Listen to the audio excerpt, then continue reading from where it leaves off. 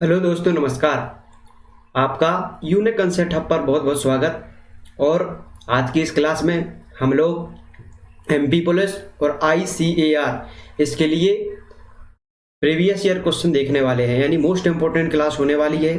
और इस क्लास से आप लोगों को पता लगेगा कि किस तरीके से एग्जाम में क्वेश्चन पूछे जाएंगे और आने वाले क्वेश्चनों को किस तरीके से सॉल्व करना चाहिए। तो हम लोग बढ़ते हैं अपनी इस हो चुका आगाज रण का युग बदलने की तैयारी और जीत उसी की होगी जिसका संघर्ष है जारी। और इस क्लास में हम लोग आईसीएआर और एमपी पुलिस कांस्टेबल। जिंदगी को आसान नहीं, बस खुद को मजबूत बनाना पड़ता है। सही समय कभी नहीं आता, बस समय को सही बनाना पड़ता है। तो यह वही समय चल रहा है जो आपके संघर्ष करने का समय है, यह प्रैक्टिस करने का समय है। और यहाँ पे जितनी ज़्यादा प्रैक्टिस की जाती है उतना ही हमें प्रॉफिट होने वाला है। तो हम कम है, उसके बाद इसे फास्ट कैसे सॉल्व करना है और किस तरीके से हमें क्वेश्चन को देखना है, यानी हमारे देखने का नजरिया कैसा है, हमें ये देखना है। तो बढ़ते हैं हम अपनी क्लास के फर्स्ट क्वेश्चन पर। यहाँ पे हर तरीके का क्वेश्चन होगा, यानी हर एक चैप्टर से क्वेश्चन लिया गया है, यानी हर एक चैप्टर से एक एक दो क्वेश्चन लिए गए हैं। जिस तरीके से एग्जाम में क्वेश्चन पूछे जाते हैं वैसे ही क्वेश्चन होंगे। Most important question previous year question होंगे। यहाँ पे पूरे A to Z question previous year होंगे। हमें देखना केवल ये है कि किस तरीके से क्वेश्चन को सॉल्व करना है। तो एक मिनट, बिल्कुल। आज का फर्स्ट क्वेश्चन में लिखा है कि 15 सेंटीमीटर भुजा वाले किसी घन में 3 सेंटीमीटर भुजा वाले कुल कितने घन काटे जा सकते हैं। यानी यहाँ पे घन की बात है, यानी क्यूब। तो हमें सबसे पहले हम घन से रिलेटेड जितने भी फॉर्मूला हैं उसे हम देखने वाले हैं। यानी घन का आयतन यानी वॉल्यूम। तो घन का आयतन होता है A का क्यूब। उसके बाद घन का क्षेत्रफल, घन का एरिया यानी क्षेत्रफल ये होता है 6A स्क्वायर। उसके बाद घन का विकर्ण यानी डायगोनल, घन का विकर्ण यानी क्यूब ऑफ विकर्ण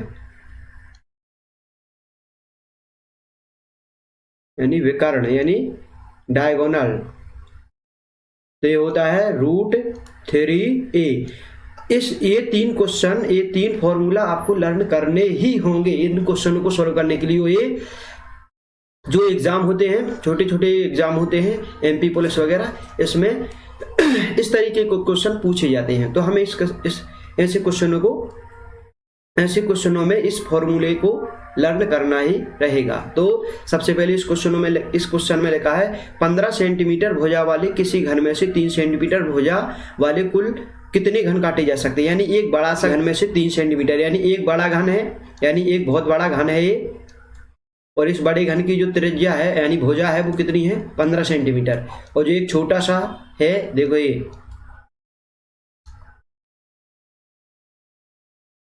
ये है छोटा और ये है बड़ा। अच्छे से ध्यान से क्वेश्चन को समझना है कि कितना टाइम हमें लगाना चाहिए। ये 15 है और ये 3 है। इसने बोला है कि 15 ये बड़ा वाला से ये छोटे छोटे हमें बनाने हैं, तो इससे कितने बनाए जा सकते हैं। तो अगर हम बड़े से छोटे को डिवाइड करते हैं तो हमारा आंसर आ जाएगा। यानी हमें पता है कि 15 सेंटीमीटर, तो हमें पता है कि घन का क्यूब होता है A का क्यूब, यानी A का क्यूब यानी बड़े की हो गई A का क्यूब और बटे में A का क्यूब, यानी हमारी संख्या निकलेंगी। तो नंबर ऑफ संख्या बराबर होता है नंबर ऑफ संख्या यानी अगर हमें किसी भी चीज की संख्या निकालना है तो उसका होता है बड़े का आयतन ले लो। बड़े का आयतन है A और छोटे का आयतन है स्मॉल a। तो इसका क्यूब और इसका क्यूब, तो हम निकालना है हमें 15 का क्यूब और बटे में 3 का क्यूब। तो ये हो जाएगा हमारा आंसर कितना। अब हमें इधर दिमाग लगाना है, यानी 15 का क्यूब का मतलब 3 गुणे 5, ये 15 होता और इसका क्यूब लिखा है, ऐसे ही लिखा है क्या, हाँ या ना। तो यहाँ पे हमें समझना है और समझने वाले को यानी किस तरीके से सॉल्व करना है क्वेश्चन को, ये समझना इंपॉर्टेंट है। तो यहाँ पे लिखा है 3 का क्यूब।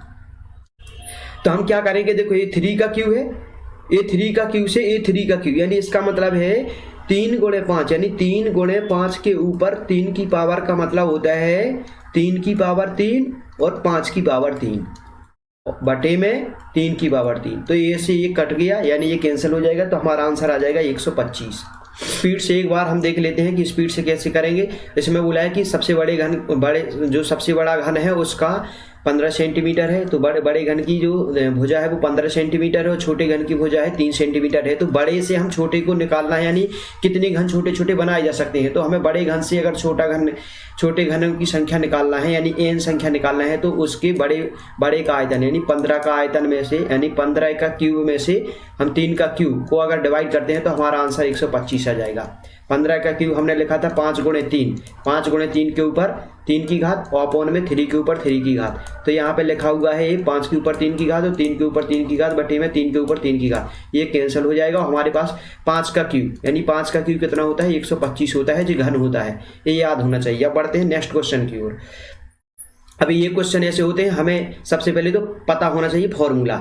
तो सबसे पहले हम फॉर्मूला, आज की क्लास में हम बहुत ही मतलब सब कुछ पढ़ने वाले हैं, जो नेक्स्ट क्लास होगी वो बेस्ट होगी। तो सबसे पहले हम क्या करने वाले, देखो साइन थीटा बराबर होता है, देखो एक फॉर्मूला बड़ा होता है लाल बटे कक्का, लाल बटे कक्का, ये तो ये होते हैं, जैसे इसको LAL लाल और बटे कक्का यानी KA यानी ये है साइन का और ये है कॉस का और ये है टेन का। तो इसका साइन थीटा बराबर होता है परपेंडिकुलर अपॉन हाइपोटेनियस यानी लाल यानी लंब है और बटे में कर्ण एक। उसके बाद कॉस थीटा यानी कॉस थीटा होता है आधार बटे कर्ण, आधार बटे में कर्ण, इसका मतलब है बेस बटे में हाइपोटेनियस। और टेन थीटा बराबर होता है परपेंडिकुलर अपॉन बेस। इस तरीके से ये तीनों क्वेश्चन हमें मतलब ये तीनों फॉर्मूला पता होने चाहिए। अब बढ़ते हैं हम अपने क्वेश्चन के ऊपर, ठीक है, यानी क्वेश्चन देखते हैं कि क्वेश्चन क्या है।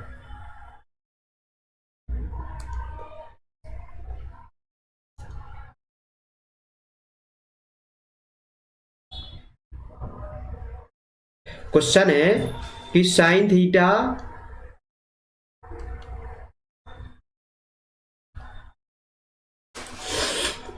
इसमें लिखा है क्वेश्चन कि सेक थीटा बराबर 25/24, तो साइन थीटा बताना है। यानी हमारा एक ट्रायंगल है, उस ट्रायंगल में हमें पता है कि सेक कॉस थीटा कितना होता है, कॉस थीटा होता है आधार बटे कर्ण यानी आधार बटे में कर्ण।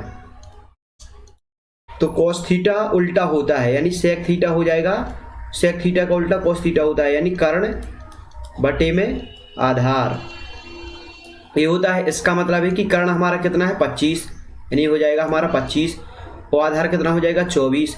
तो अब कुछ ट्रिपलेट याद करनी पड़ेंगे भाई, अगर किसी भाई का एग्जाम है तो ये ट्रिपलेट रट के ही जाना, यानी ये ट्रिपलेट करके ही जाना। ये ट्रिपलेट कहाँ से निकले हैं, पाइथागोरस प्रमेय यानी त्रिभुज के पाइथागोरस प्रमेय से निकले हुए ट्रिपलेट है। जैसे 3 4 5, अगर इसमें हम 2 से मल्टीप्लाई करते हैं यानी अगर 2 का मल्टीप्लाई इसमें करते हैं, इसमें करते हैं और इसमें करते हैं तो ये बन जाएगा 6 8 10। उसके बाद अगर इसमें 3 का मल्टीप्लाई करते हैं, 3 का मल्टीप्लाई करते हैं तो हो जाएगा ये 9 और 4 में 3 का मल्टीप्लाई करते हैं तो 12, 5 में 3 का मल्टीप्लाई करते हैं तो 15, ठीक है। उसके बाद अगर 4 का मल्टीप्लाई करते हैं, अगर इसमें हम 4 का मल्टीप्लाई कर देते हैं, अगर 4 का मल्टीप्लाई करते हैं तो हो जाएगा 12 16 20, 12 16 20। तो मोस्ट इंपोर्टेंट यहाँ पे ट्रिपलेट कौन होंगे, 3 4 5, ठीक है, 6 8 10 9 12 15 12 16 20, यानी जो केवल ये बेस फॉर्म है, ये इसका मेन है, इसी से निकले हुए हैं, तो ये करके जाना है। और इसके अलावा और कौन कौन से करना है, देखो यहाँ पे ट्रिपलेट अपन लिखते हैं कि कौन कौन से अपन को ट्रिपलेट वहाँ पे करके जाना है। तो ट्रिपलेट अपन को जो जो चाहिए, देखो एक तो चाहिए हमें 3 4 5, एक चाहिए 6 8 10, उसके बाद चाहिए 9 12 15, एक बार चाहिए 12 16 20, ये इससे बने हुए हैं, 2 का मल्टीप्लाई, फिर 3 का मल्टीप्लाई, फिर 4 का मल्टीप्लाई। उसके बाद एक हमें करके जाना है 7, 24, 25, फिर एक करके जाना है 8, 15, 17, फिर एक करके जाना है 9, 40, 41। मोस्ट इंपॉर्टेंट है, मोस्ट इंपॉर्टेंट ये और ये। इतने अगर आते हैं तो क्वेश्चन ज़्यादा से ज़्यादा 3 सेकंड लगेगा, क्वेश्चन उड़ जाएगा। देखो अगर इतने आते हैं तो हमें, हमारे क्वेश्चन में ये है 7, 14, 25, 7, 24, 25। तो हम देखो क्या करेंगे,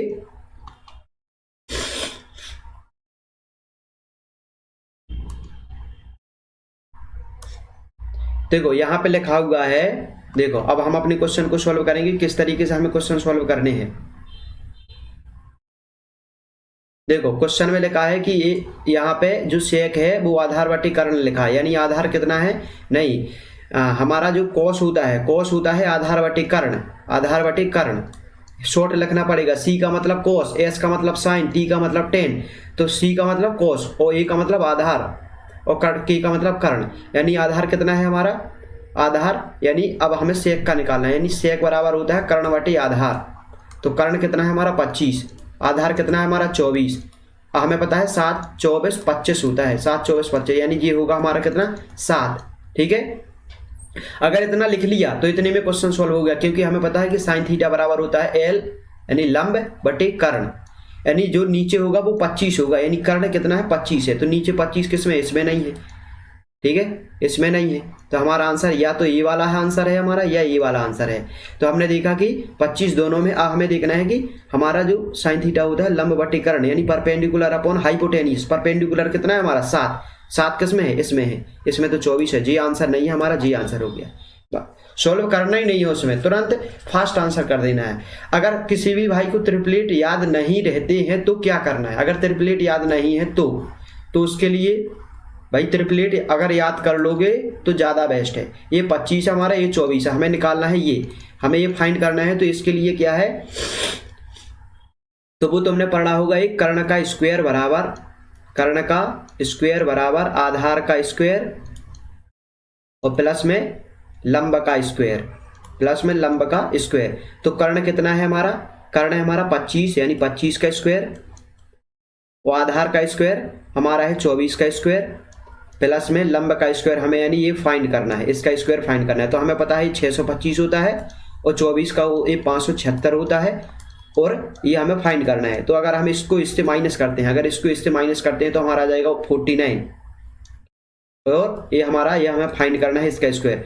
तो हमें पता है कि इसका हमें ये फाइंड करना है, इसका स्क्वायर बराबर 49 है।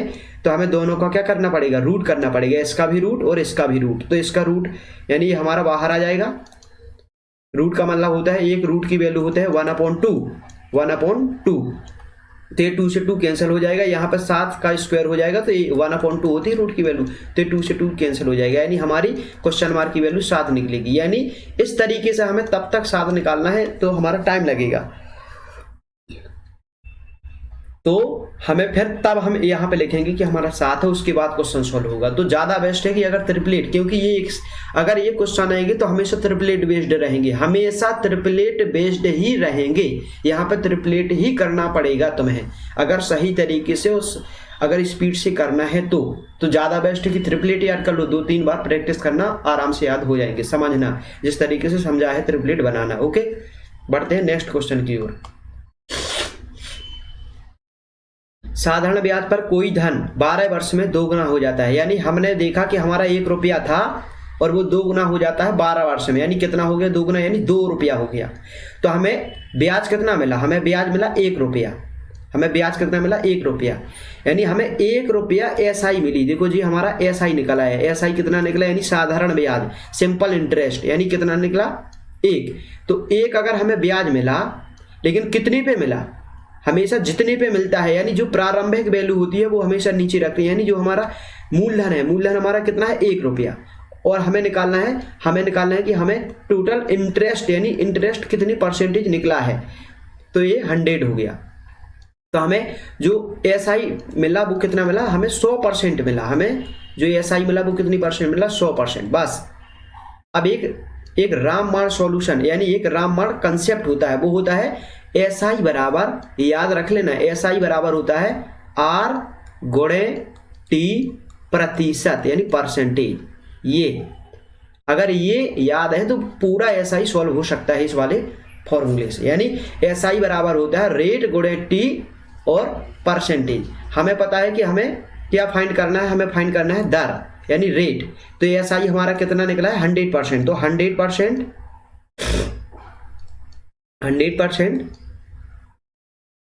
और आर हमें निकालना है और हमारी टाइम कितना है 12 ईयर। तो हमारा परसेंटेज से परसेंटेज खत्म हो जाएगा, ये परसेंटेज से परसेंट खत्म। हमें केवल 12 का डिवाइडेशन करना है किसमें 100 में, या फिर या तो डिवाइडेशन कर लो या हम 12 में। अब ऑप्शन देखना 12 में किसका गुणा करें कि 100 आ जाए, 12 में किसका गुणा करें कि हमारा 100 आ जाए। तो 12 सत्ते 84 ये नहीं होगा, 12 धम्मा 120 ये नहीं होगा, 12 का गुणा 16 में करेंगे तो 100 से भी बहुत ज्यादा जाएगा, है ना। तो मतलब ये भी नहीं हुआ। तो हमारे पास बचा क्या ए। अगर 8 सही 1/3 में 12 का गुणा करते हैं तो कितना होगा 12 8 96 और उसके बाद हम करेंगे 1/3 गुणे 12 तो ये हो जाएगा कितना 4। तो ये 4 इसमें ऐड कर देंगे तो हमारा आ जाएगा 100। तो इस तरीके से हमारा आंसर आ जाएगा 100%। यानी हमारा जो आंसर आएगा 8 सही 1/3% होगा। अच्छे से समझना भाई, क्वेश्चन मोस्ट इंपोर्टेंट क्वेश्चन है। इस तरीके से एग्जाम में बहुत ही ज्यादा क्वेश्चन आता है। अगर इस क्वेश्चन को इस तरीके से सॉल्व किया जाता है तो बहुत ही कम सेकंड में सॉल्व हो जाएगा, जैसे जिस तरीके से बताया है। यानी हमने माना कि 1 रुपये था, हमारा 2 गुना हो गया यानी 2 रुपया हो गया। तो हमें पता लगा कि हमें जो ब्याज मिला वो 1 रुपया मिला, यानी 1 रुपया ब्याज मिला किस पे, इस पर। यानी हमारा पी है जे और हमारा जे है ए, यानी 2 रुपया है ए, तो हमारा ऐसा ही हुआ ए। यानी हमारा मूलधन है 1 रुपया, मिश्र धन हो गया 2 रुपया और सिंपल इंटरेस्ट निकला 1। तो हमें सिंपल इंटरेस्ट बराबर होता है ब्याज गुणे 100 बटे में मूलधन। मूलधन कितना है हमारा 1 रुपया। तो हमें यहाँ से पता लगा कि हमारा एसआई कितना है। हमारा एसआई हमें कितना परसेंटेज मिला 100% मिला हमारा एसआई। अगर एसआई पता है तो ये लगा दो, आंसर निकल आएगा। बढ़ते हैं नेक्स्ट क्वेश्चन की ओर। सेम टू सेम क्वेश्चन इसमें लिखा है स्वतः दोगुनी हो जाती है, यानी 1 रुपया हमारा कितना हो जाता है 2 रुपया हो जाता है। यानी हमारा पी यानी मूलधन कितना है 1 रुपया, मिश्रधन कितना है 2 रुपया, यानी ए मतलब अमाउंट। तो हमें ब्याज कितना मिला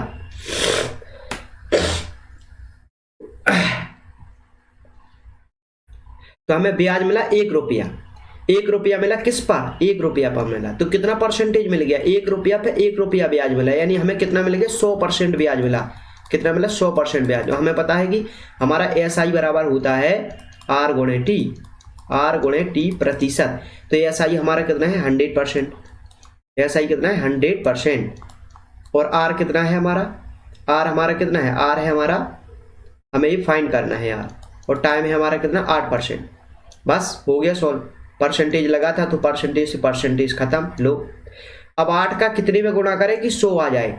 अब देखो ऑप्शन में जाते हैं, अगर 8 का गुणा 10 में करते हैं तो 80 हो रहा, 100 कहाँ हो रहा। 8 का गुणा अगर हम फिर से 8 में करेंगे, देखो अगर इसमें हम 8 का गुणा करते हैं तो 8 8 64 और 4 64 और 4 64 4 68, यानी ये आंसर नहीं होगा। उसके बाद आते हैं इस पर, अगर 8 का गुणा इसमें करते हैं तो 12 8 96, 12 8 96 और फिर 1/2 गुणे 4 करेंगे 8 करेंगे तो 4 आएगा, यानी 96 और 4 100, यानी इसमें आंसर हमारा 100 आ रहा। अगर इसमें करेंगे तो 80 और 4 84, यानी इसमें भी नहीं आएगा। तो यहाँ पे 12 सही 1/2% का मतलब है ये लिखा हुआ है 12 प्लस 1/2 लिखा है, इस तरीके से लिखा है। तो इसी वजह से हमने इसमें जो गुणा किया है वो ऐसे किया है।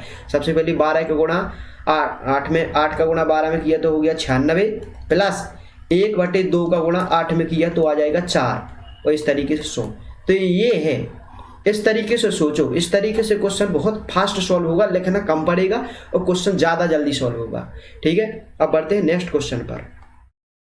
यहाँ पे लिखा है कि पी और क्यू जो टंकी का भरने का टाइम है वो 12 घंटे है और 36 घंटे में भर सकते हैं। तो यदि दोनों पाइप को एक साथ खोल दिया जाए तो टंकी को भरने में कितना समय लगेगा। तो हमें पता है कि P कितना है 12, Q कितना है 36। तो इन दोनों का हमारा एलसीएम कितना होगा, हमारा एलसीएम हो जाएगा कितना, एक मिनट हाँ तो हमारा इनका एलसीएम कितना आ जाएगा, हमारा इनका एलसीएम आ जाएगा 12 और 36 का अगर एलसीएम लेंगे तो 12 और 36 में आप देखना है इधर कंसेप्ट देखो, हमेशा एलसीएम जब निकालना पड़ता है तो बड़ी संख्या पकड़नी पड़ती है, बड़ी संख्या पकड़ी हो इनका तब तक मल्टीप्लाई करते रहो जब तक कि इसका भाग ना चला जाए। तो हमने देखा 36 का मल्टीप्लाई 1 में किया 36, क्या 12 का भाग जा रहा तो यही इसका एलसीएम है 36। 12 का भाग लगाएंगे अगर 36 में तो कितनी बार में जाएगा, 3 बार में। 36 का लगाएंगे तो कितनी बार में जाएगा, 1 बार में। तो ये है इसकी यूनिट ऑफ, मतलब एक दिन में जो काम करता है, यानी इसकी यूनिट यानी वर्क की यूनिट निकली कितनी, यानी एक दिन का काम निकला जी, 1 डे का काम निकला कितना। अगर P एक दिन में काम करता है तो 3 यूनिट काम करेगा, अगर Q एक दिन में काम करता है तो 1 यूनिट काम करेगा। और टोटल काम कितना है हमारा, टोटल वर्क है हमारा 36। तो उसने बोला दोनों को काम करवाना है, यानी 36 काम करवाना है हमें P से प्लस Q से। और P की एक दिन की जो कैपेसिटी है, क्षमता है, वो कितनी है 3। तो 36 काम 3 प्लस 1 यानी 4 से करना है, तो आंसर आ जाएगा 9, यानी आंसर आ जाएगा 9। अब इसको पेन फ्री करना था, अगर पेन फ्री करते तो हमें देख के ही क्वेश्चन करना था कि ये 12 लिखा ये 36 लिखा, तो इसके एलसीएम कितना आएगा 36, यानी जो एलसीएम आएगा वही इसका कितना होगा, यही इसका टोटल वर्क होगा। हमें यहाँ से इसका डिवाइडेशन करना है इसमें, तो कितना आ जाएगा 3, और यहाँ इसमें करना है तो कितना आ जाता है 1। तो हमें पता है कि इसकी टोटल यानी P प्लस Q हो जाएगा कितना, P प्लस Q हो जाएगा 4 का भाग लगा देना था तो आंसर आ जाए। यानी क्वेश्चन बहुत ही आसान पूछे जाते हैं, हमें लिखना नहीं होता, हमें केवल समझना होता है कि किस तरीके से क्वेश्चन पूछा गया है। बढ़ते हैं नेक्स्ट क्वेश्चन पर कि अगर हमें किसी भी चाल को मीटर प्रति सेकंड में कन्वर्ट करना है तो उसमें हमें मीटर प्रति सेकंड में कन्वर्ट करना है तो उसे हमें क्या करना होगा, 3.6 से भाग लगाना होगा। यानी यहाँ पे जो 30 लिखा है, अगर हम इसमें 3.6 से भाग लगाते हैं तो ये किस में कन्वर्ट हो जाएगी, ये मीटर प्रति सेकंड में कन्वर्ट हो जाएगी। अगर किलोमीटर प्रति आवर पर आवर में अगर कन्वर्ट करना है तो 3.6 से क्या करेंगे, 3.6 से करेंगे गुणा, तो हमारा आंसर आ जाएगा। अब एक क्वेश्चन बहुत ही आसान हो गया, हमें टाइम निकालना है तो समय बराबर होता है दूरी बटे चाल। दूरी कितनी है हमारी 100 मीटर, चाल कितनी है हमारी 30 किलोमीटर पर आवर। और अगर कोई एक ट्रेन है, वो ट्रेन अगर किसी पेड़ को यानी ट्री को, अगर किसी बुआई को या फिर किसी पिलर को पार करती है तो इसका मतलब है वो अपनी खुद की लंबाई को पार कर रही है, अपनी खुद की लंबाई पार कर रही है। 100 जो मीटर लिखी है वो अपनी ही लंबाई को पार कर रही है 30 किलोमीटर पर आवर से। यानी 30 किलोमीटर पर आवर को अगर मीटर प्रति सेकंड में कन्वर्ट करेंगे तो इसमें 3.6 से क्या करेंगे, भाग लगाएंगे, 3.6 से भाग लगाएंगे। इसका मतलब है ये लिखा हुआ है 100/30 और मल्टीप्लाई, यानी ये ऊपर पहुंच जाएगा तो ये हो जाएगा 3.6। और हमारा आंसर देखो, जो हमारा आंसर होगा, देखो अगर हम इसे 3 से डिवाइड करते हैं तो ये 10 हो जाएगा, 3 से डिवाइड करेंगे तो ये 12 हो जाएगा, दशमलव रखा रहेगा। तो हम देखेंगे कि जो हमारा आंसर होगा वो 3 का मल्टीप्लाई होगा, क्योंकि यहाँ पे हमें देखा 12 का मल्टीप्लाई 100 में करना है। अब तो जो आंसर होगा वो 3 का मल्टीप्लाई होगा। 3 का मल्टीप्लाई हमने देखा कहाँ है, यहाँ नहीं है, यहाँ नहीं है। अब यहाँ पे दशमलव अगर हम हटा भी लेते हैं तो हमारा नीचे आएगा कितना 10, और ये दोनों शून्य से दोनों शून्य क्या कर देंगे, खत्म। तो हमारा आंसर ही 3 का मल्टीप्लाई होगा। देखो 3 का मल्टीप्लाई है, और हमारा आंसर जो होगा वो 5 का मल्टीप्लाई नहीं होगा, क्योंकि यहाँ पे अब 5 नहीं बच रहा, तो ये 5 का मल्टीप्लाई है तो ये आंसर नहीं होगा। हमारा आंसर आ जाएगा कितना, ये 12। बढ़ते हैं नेक्स्ट क्वेश्चन पर। अब देखो ये हमारा प्रॉफिट एंड लॉस से क्वेश्चन है, यानी इसमें बोला है कि हमारी जो वस्तु की वैल्यू है वो 20 रुपये है और हमने बेची कितने की, 21 रुपये की। यानी हमारा जो CP है वो कितना है 20, हमारा SP कितना है 21। तो हमें जो लाभ हुआ वो कितना हुआ, हमें प्रॉफिट हुआ 1 का प्रॉफिट हुआ। हमने बोला था प्रारंभिक हमेशा नीचे रखते हैं, तो प्रारंभिक वैल्यू कितनी है 20, प्रारंभिक वैल्यू कितनी है 20। तो 1/20 का मतलब होता है 5%, यही आंसर है। 1/20 का मतलब होता है 5%। कुछ लर्न करना पड़ेगा। देखो भाई, जैसे 1/20 का मतलब होता है 5%, 1/25 का मतलब कितना होता है 4%, और 1/10 का मतलब कितना होता है 10%। 33 सही 1/3% का मतलब कितना होता है 1/3। ठीक है, ये 11 सही 1/9% का मतलब कितना होता है 1/9। 9 सही 1/11% का मतलब कितना होता है 1/11। ठीक है, ये अभी एग्जाम पॉइंट ऑफ व्यू से इतना लर्न ही करना पड़ेगा। ठीक है, ये हमने कुछ नहीं किया, हमने 1/20 में 100 का गुणा किया है और लिख दिया है, तो ये लर्न कर लो, तो काहे के लिए गुणा करना पड़े, है ना, तो डायरेक्ट आंसर आ जाएगा। तो हमारे इस तरीके से 5% आ जाएगा। यानी इसमें पूछा है कि कोई एक वस्तु है जिसका क्रय मूल्य है हमारा 20 और विक्रय मूल्य है 21, तो हमारा लाभ परसेंट कितना होगा। हमने देखा 1 रुपये का लाभ होगा 20 पे, तो यानी 1/20 का होता है 5%। अब बढ़ते हैं नेक्स्ट क्वेश्चन पर। नेक्स्ट क्वेश्चन सबसे पहले देखो, नेक्स्ट क्वेश्चन क्या हमने देखा कि कुर्सी का विक्रय मूल्य कितना है 1386 रुपया, और हानि कितनी हुई हमें 23% की। यानी 100 रुपया की चीज थी और 23% हानि, यानी 23% की हानि पर, यानी हमने कितने में बेच दी, हमने बेची है वो 77 रुपये में, हाँ या ना। बिल्कुल भाई, हमने 77 रुपये में बेची, यानी 77%, सॉरी, यानी यहाँ पे 100% अगर उसकी वैल्यू हमने बोला 100% थी, वो 23% अगर हमने उसे कम पर बेच दी, 23% अगर हमने कम पर बेच दी, यानी उसे हमने 77% पर बेची। वो तो 77% यानी ये विक्रय मूल्य है, ये हमारा सीपी है, और ये हमारा 23% हमारा लॉस हो गया, हाँ या ना। बिल्कुल लॉस हो गया। तो 77% यानी हमारा एसपी की वैल्यू कितनी दे रखी, देखो जी, विक्रय मूल्य, विक्रय मूल्य यानी विक्रय मूल्य हमारा कितना है 77%, और हमारा क्रय मूल्य कितना है 100%। तो 77% की वैल्यू दे रखी है हमें 1386 पर रुपये। हमें निकालना क्या है, हमें कुर्सी का क्रय मूल्य, यानी क्रय मूल्य यानी ये हमारा क्रय मूल्य लिखा है, ये हमारा क्या लिखा है क्रय मूल्य, और ये हमारा लिखा है विक्रय मूल्य। हमें निकालना है 100% की वैल्यू। तो अब देखो किस तरीके से निकाला, 77% की वैल्यू 1386, तो 100% की वैल्यू कितनी, तो जो आंसर होगा उसमें 2 शून्य लगे होंगे। जो हमारा आंसर हो गए, यानी जो हमारा आंसर होगा वो 100 का मल्टीप्लाई होगा। तो 100 का मल्टीप्लाई क्या तुम्हें ये दिख रहा, नहीं दिख रहा हमें। अब देखो ये हमें यहाँ पे 7 लिखा, यहाँ पे 6 लिखा, यहाँ पे 6 लिखा, यहाँ पे 7 लिखा, यूनिट डिजिट देखो, यूनिट डिजिट। तो 7 में कितनी का गुणा करें कि 6 आ जाए, तो 7 6 42, यानी हमें 7 का कितने में गुणा करें कि 6 आ जाए। हमने बोला कि अगर हम 7 का गुणा 8 में करते हैं तो 56 आता है, तो आया। इसका मतलब है कि जो हमारा जो यूनिट डिजिट होगा वो हमारा कितना होना चाहिए, 8 होना चाहिए, 8। यानी 8 का गुणा हम 7 में करेंगे जब हमारा 6 आएगा। ये बहुत ही कम समय में सॉल्व करने के कुछ मेथड हैं भाई, तो ठीक है, 8 का गुणा करेंगे। उसके बाद हम देखो, अगर देखो एक तरीका बताते हैं सॉल्व करने का। 1386 में अगर 77 का भाग हमें फास्ट लगाना, तो हमें कैसे पता कि क्या आएगा। हमने देखा यहाँ पे 6 है, तो 7 में कितनी का गुणा करें कि 6 आ जाए। हमने बोला 8 का गुणा करें, तो हमने बोला 8 आएगा, यूनिट डिजिट में 8 होगा, यानी यूनिट डिजिट होगा वो 8 होगा। अब 6 छोड़ दो, अब बचा कितना 138। अब 138 में हम 77 का भाग कितनी बार लगा सकते हैं, एक बार, तो हमने बोला 1, तो हमारा आंसर ही कितना आ गया 18। ठीक है, तो इस तरीके से बेहतरीन कंसेप्ट है। तो इसका मतलब है 18 गुना है, यानी 77 का गुणा अगर हम 18 में करेंगे तो हमारा 186 आएगा। तो हमें 100 का गुणा भी 18 में करना पड़ेगा, तो हमारा आंसर आ जाएगा 1800। हमारा यही आंसर है, यानी हमारा ये वाला आंसर है। अब नेक्स्ट क्वेश्चन क्या है, ठीक है, इस तरीके से सॉल्व करना है भाई, इस तरीके से सॉल्व करना ही पड़ेगा अगर जल्दी सॉल्व करना है तो। ये बहुत सारे क्वेश्चन ऐसे। गिलास का विक्रय मूल्य है, यानी सेलिंग प्राइस है, वो कितनी है, सेलिंग प्राइस है हमारी 1965, यानी 100 रुपये की चीज़ को हमने कितने में डिवाइड, हमने 25% लॉस पे कर दिया। 25% अगर लॉस है तो हमारा आ जाएगा 75% सीपी, यानी हमारा एसपी, यानी एसपी 75% है, सीपी हमारा 100%, तो वो लॉस हुआ है हमारा 25 का। तो हमें एसपी दे रखी है कितनी, एसपी दे रखी है हमारी 1965, यानी हमारी 75% की वैल्यू हमें दे रखी है 1965।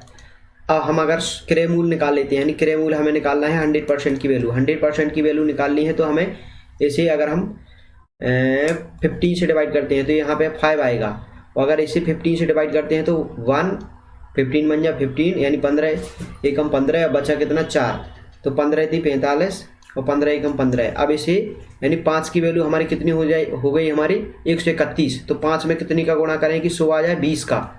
अगर इधर 20 का गुणा हो रहा है तो इधर भी कितनी का गुणा करना पड़ेगा 131 में, 131 में करना पड़ेगा 20 का गुणा, यानी 131 में 20 का गुणा करेंगे तो 131 में अगर करेंगे तो 2 6 2, यानी ये हमारा निकल आया कितना, ये हमारा निकल आया सीपी, यानी हमारा क्रय मूल्य निकल आया 2620। अगर क्रय मूल्य 2620 है, अगर हमारा क्रय मूल्य 2620 है और हमारा एसपी यानी विक्रय मूल्य, हमारा जो लास्ट वाला विक्रय मूल्य है वो 3013 है, 3013 है, तो हमें इसे कितने में, हमें कितना प्रॉफिट होगा, हमें प्रॉफिट होगा कितना 400 - 7, 400 - 7 का मतलब 393, ठीक है, और 393 होगा प्रॉफिट। तो प्रॉफिट परसेंटेज का मतलब होता है 393 अपॉन में सीपी हमारा कितना है, हमारा सीपी था 2620 और मल्टीप्लाई में 100। तो 0 से 0 कैंसिल, 2 से करेंगे तो इतना आ जाएगा और 2 से करेंगे तो इधर 5 आ जाएगा। और 131 का अगर हम 3 बार मल्टीप्लाई करते हैं तो 393 आएगा। तो हमारा जो प्रॉफिट परसेंट निकला वो कितना निकला, 15% निकला। प्रॉफिट परसेंट कितना निकला, 15%। तो इस तरीके से आंसर सी नंबर हो जाएगा। ठीक है, तो सबसे पहले हमें क्या करना था, हमें निकालना था सबसे पहले उसका सीपी, और सीपी निकालने के बाद कंपैरिजन करना था हमें कि हमारा जो ओरिजिनल सीपी है, जो हमारा सेकंड वाला एसपी है, उससे हमें माइनस करना था। तो जो हमारा प्रॉफिट आता उससे हमें सॉल्व कर देना था। अब बढ़ते हैं नेक्स्ट क्वेश्चन की ओर। इसमें लिखा है कि ए और बी यानी ए प्लस बी जो काम करते हैं वो 72 दिन में करते हैं, बी प्लस सी जो काम करते हैं वो 120 दिन में करते हैं, और बी प्लस सी जो काम करते हैं, सी प्लस जो ए काम करते हैं वो करते हैं 90 दिन में। तो जो हमारा एलसीएम होगा वो कितना होगा, 72, 120 और 90। 72, 120 और 90। अगर इसका एलसीएम लेंगे, हमने क्या बोला था, सबसे बड़ी संख्या पकड़ो, उसका तब तक गुणा करो जब तक कि 72 और 90 का भाग ना चले जाए। तो इसका आ जाएगा 360 आएगा, यानी जो हमारा टोटल वर्क आएगा वो कितना आएगा, 360। ये हमारा टोटल वर्क हो गया। ठीक है, तो 72 में अगर हम गुणा 360 का करेंगे तो हमारा ए प्लस बी की जो यूनिट वैल्यू यानी एक क्षमता निकलेगी, एक दिन की क्षमता निकलेगी वो 5 यूनिट निकलेगी। बी प्लस सी की निकलेगी 3 यूनिट, यानी 12 से अगर इसे डिवाइड करते हैं, इसको डिवाइड करते हैं तो 3 यूनिट निकलेगी, और 90 से अगर डिवाइड करते हैं तो 4 यूनिट निकलेगी।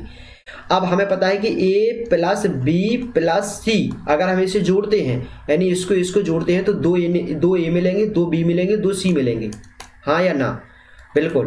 और उसके बाद हम अगर इसे ऐड करते हैं तो 5, 4, 9, 3, 12, यानी ये 12 मिलेगा, यानी हमारा ए प्लस बी प्लस सी की वैल्यू निकलेगी, वो कितनी निकलेगी, 6।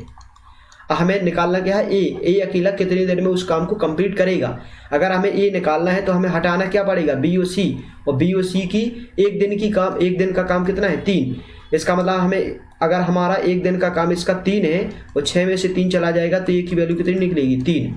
ए की वैल्यू कितनी निकलेगी, 3। यानी हमें जो काम करना है, यानी ए द्वारा जो किया गया काम है वो 360 है। तो 360 जो काम करना है वो हमें कितने दिन में करना है, यानी हमें कितनी यूनिट से करना है, 3 यूनिट से करना है। तो हमारा जो टाइम लगेगा हमें वो कितना लगेगा, 120 दिन लगेगा, यानी ये को जो काम में समय लगेगा वो 120 दिन लगेगा। ठीक है, इस तरीके से सॉल्व करना है, यानी यहाँ पे डायरेक्ट जोड़ना है कि 2a 2b 2c मिलेंगे। उसके बाद हमें इसे डिवाइड करना है, डिवाइड किया हमने, इसे 2 से डिवाइड किया तो हमारा 6 आ जाएगा। हमें हटाना क्या है, b और c को हटाना, तो b c को हटाना, तो b c की एक दिन का काम है 3, 6 में से 3 घटाएंगे तो 3, और 3 से डायरेक्ट सॉल्व कर देंगे।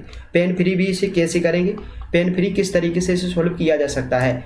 सबसे पहले हम क्या करेंगे, हमने देखा 72, 120 और 90। 72, 120 और 90 का एलसीएम डायरेक्ट पता होना चाहिए कि 12, 3, 36, यानी 360 हमारा टोटल वर्क हो गया। हमें पता है ए प्लस बी, अगर 72 का 360 में गुणा भाग लगाएंगे तो 5 आएगा, 12 का 360 में करेंगे तो 3 आएगा, 90 से भाग लगाएंगे तो 4 आएगा। हम इनको जोड़ लेंगे तो हमें डायरेक्ट जो लिखना पॉइंट था वो ये लिखना था, ए प्लस बी प्लस सी। हमारा जो होगा 5, 4, 9, 3, 12, यानी 12 है, और ये 2 मिलेंगे तो 12/2 यानी 6। हमें ये डायरेक्ट लिखना था। बी सी की वैल्यू हमें पता है कि 3 है, तो 6 में से 3 घटा देंगे तो हमारा ए की वैल्यू जो निकलेगी वो 3 निकलेगी, और 3 से इसे भाग लगा देंगे तो आंसर आ जाएगा हमारा 120। ठीक है, अब बढ़ते हैं नेक्स्ट क्वेश्चन पर। नेक्स्ट क्वेश्चन है हमारा कि 4 वर्षों का साधारण ब्याज राशि 1/5 हो जाती है, यानी साधारण ब्याज उस राशि का, यानी जो हमारा साधारण ब्याज है उस राशि का मतलब मूलधन का कितना हो जाता है, 1/5 हो जाता है। तो साधारण ब्याज मूलधन, अब जो नीचे आ गया तो 1/5 हो गया। इसका मतलब है मूलधन हमारा कितना है, 5, साधारण ब्याज कितना है, 1, यानी ब्याज है हमारा 1 और मूलधन है हमारा 5। तो हमें कितनी % ब्याज मिल गया, यानी हमारा एसआई कितनी % हो गया। एसआई हमें परसेंटेज निकालना है तो 100 का गुणा, यानी हमारा आ जाएगा 20%। अभी हमने पहले एक फॉर्मूला बताया था कि एसआई बराबर होता है R गुणे T प्रतिशत। हमारा एसआई कितना निकला, एसआई निकला हमारा 20%। हमें R कितना है, हमें R निकालना है, हमारा समय कितना है 4, तो 4 में कितने का गुणा करें कि 20 आ जाए, 5 का गुणा करें, तो यही तो आंसर है 5। ये या तो 4 में कितनी का गुणा करें कि 20 हो जाए 5, या 4 का भाग 20 में लगा दो, यानी 4 का भाग 20 में लगा। सो ज्यादा बेस्ट हम समझते हैं कि इसमें ऐसे किया करो कि 4 में कितनी का गुणा करें कि 20 आ जाए 5। ऐसे में जल्दी क्वेश्चन, बहुत जल्दी, यानी बहुत सारे क्वेश्चन सॉल्व हो जाते हैं स्पीड से।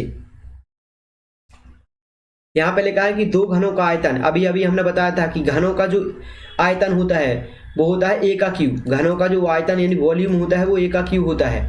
तो हमने देखा कि हमें निकालना क्या है, भुजा। तो भुजा का इसका अगर रेशियो, अगर इसका साइड निकालना है, यानी इसकी भुजा निकालना है, यानी साइड निकालना है, भुजा बराबर, यानी भुजा अगर निकालना है तो इसका हमें क्या करने का, घन रूट निकालना पड़ेगा। घन रूट यानी A का घन रूट निकालेंगे तो आंसर A ही आएगा, ठीक है, यानी क्यूब रूट निकालना पड़ेगा। तो हमें भुजा का अनुपात निकालना है, इसका मतलब है हमें इसका घन निकालो और इसका भी घन निकालो।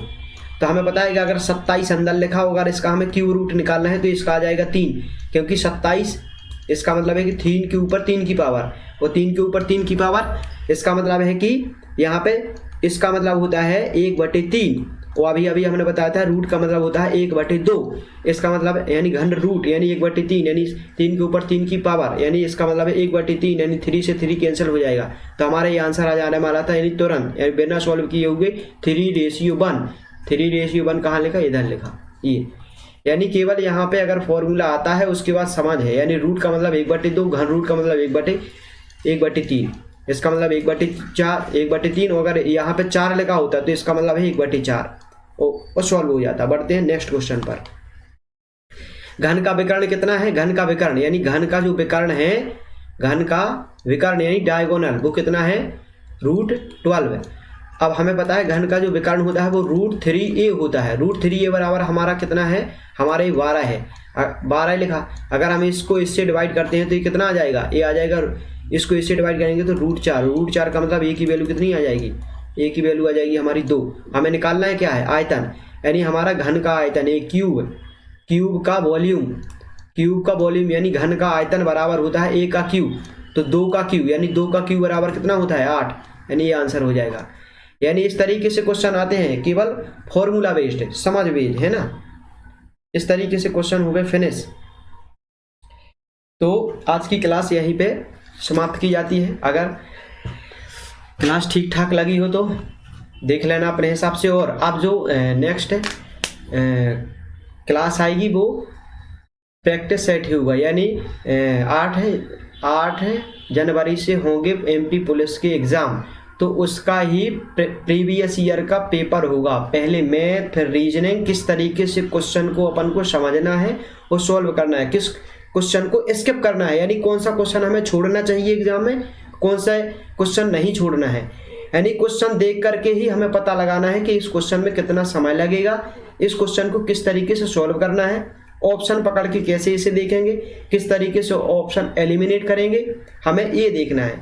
यानी सबसे पहले मैथ का प्रीवियस ईयर पेपर पुलिस का आएगा, MP पुलिस, उसके बाद उसकी रीजनिंग को किस तरीके से टैकल करना है, और फिर अदर, यानी अगर जो GS भी आएगी तो GS में किस तरीके से फैक्ट रहेंगे, यानी फैक्ट को किस तरीके से अगर हमें प्रीवियस ईयर पेपर पढ़ना है तो उसमें कितने फैक्ट और ऐड किए जा सकते हैं। तो मिलते हैं नेक्स्ट वीडियो में, तब तक के लिए नमस्कार, जय हिंद, जय भारत।